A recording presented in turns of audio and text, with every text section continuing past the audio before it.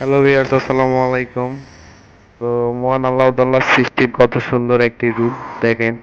এই পৃথিবীটা কত সুন্দর করে তৈরি করছে। তো এটা মানুষের হাতের তৈরি, কিন্তু মহান আল্লাহ তাআলার গুণে এত সুন্দর হয়ে গেছে। তো দোয়া করবেন আপনারা আমার জন্য, আমার ভিডিওগুলো যেন ইনশাআল্লাহ আপনাদের জন্য আমি ভিডিওগুলো অনেক সুন্দর করে তৈরি করি। সবাই সাপোর্ট করবেন আপনি আমার মতে এভাবে।